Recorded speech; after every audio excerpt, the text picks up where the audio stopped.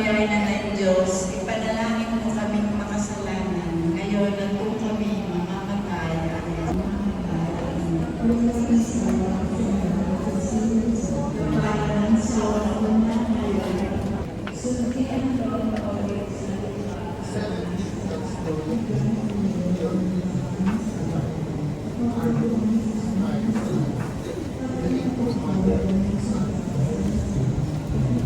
Lord Jesus Christ, for your passion and resurrection, you obtained for me the power to strip away all self and to step into new life.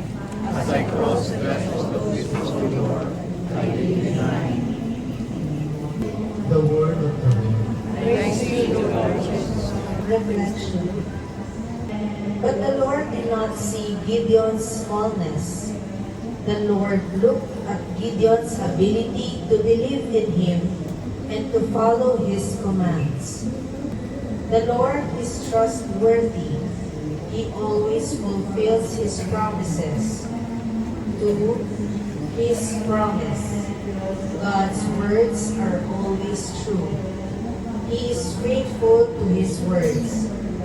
Thus, with every God's word and promise, we can trust that the Lord will do and fulfill it. The promise giver and the promise keeper. Gideon places his hope in the Lord, and seeing his example, the Israelites placed their hope in the Lord and followed His commands. My sincere thanks sa inyo pong lahat Bluetooth connected. for joining this 2025 pilgrimage.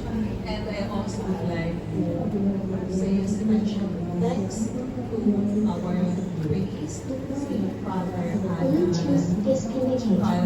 si Father Brian, Father Charles, Father Stanley, Father Moriel, and their parish priest. At syempre po, from the Parish Church. So maraming salamat po sa inyong lahat. I no longer mention yung po mga names ko, may makalimutan ako. But I pray for all of you, and I thank you very much, and I hope to see you in the next years. God willing.